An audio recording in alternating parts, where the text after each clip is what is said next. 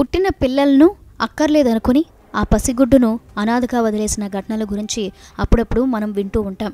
అలా వదిలేసిన చిన్నారులను ఎవరైనా చూసి కాపాడితే తప్ప మారుమూల అటవీ ప్రాంతాల్లో ఇలాంటి కేసులలో ఆ శిశువులు ఏ జంతువులకు ఆహారం అయిపోవటమో లేక ఆకలితో అలమటించి చనిపోవటమో జరుగుతూ ఉంటుంది. అయితే సరిగ్గా 40 ఏళ్ల క్రితం బ్రిటన్లోని ఓ రోడ్డు మీద వదిలేసిన ఆ బాబును ఎవరో చేరదీయగా తాజాగా అతడు ఊహించిన రీతిలో తన తోబుట్టువులను కలుసుకున్న ఘటన అందరినీ ఆశ్చర్యపరుస్తోంది. వివరాల్లోకి వెళ్తే 1984లో బ్రిటన్లోని మిల్టన్ కిన్స్ ప్రాంతంలోని ఓ స్విమ్మింగ్ పూల్ పార్కింగ్ ఏరియాలో ఓ పసిగుడ్డను ఎవరో ప్లాస్టిక్ సంచిలో వదిలేసి వెళ్లారు.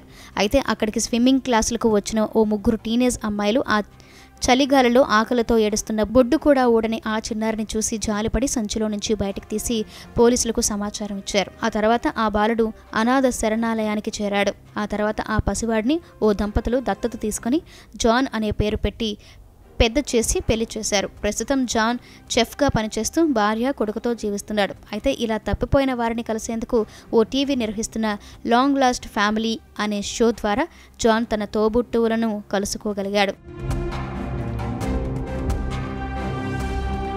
ఈ సందర్భంగా జాన్ కన్నీళ్ల పర్యంతమయ్యాడు.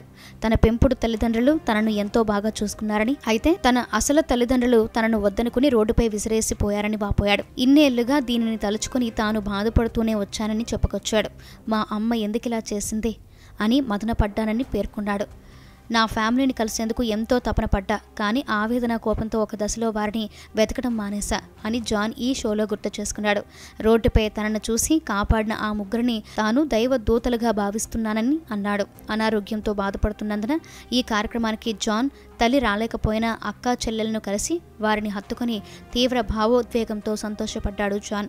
తమకు ఓ సోదరుడుంటే బాగుండేదని ఇన్నాళ్లుగా బాధపడుతున్న వేళ తమ తోబుట్టిన వాడిని దేవుడే తిరిగి పంపాడని జాన్ అక్కా చెల్లెళ్ళు చెప్పుకొచ్చారు. అయితే ఈ కార్యక్రమంలో జాన్ తల్లి పంపిన ఒక లెటర్ అందరినీ కన్నీరు పెట్టించింది. కొంతకాలం అనారోగ్యంతో బాధపడుతున్నందున ఈ టీవీ షోకి రాలేకపోతున్నానని చెప్పిన ఆమె తన ఆనాటి నిర్ణయానికి ప్రతిక్షణం అపరాధ భావంతో సిగ్గుతో కుమిలిపోతూనే ఉన్నానని, తన కుమారుడిని క్షమాపణలు కోరుతున్నానని ఈ లెటర్లో రాసి పంపింది. అయితే తల్లి రాకపోయినా తన తోబుట్టువులను కలిసినందుకు జాన్ ఆనందపడిపోయాడు. తామంతా కలిసే బతుకుతామని పేర్కొన్నాడు.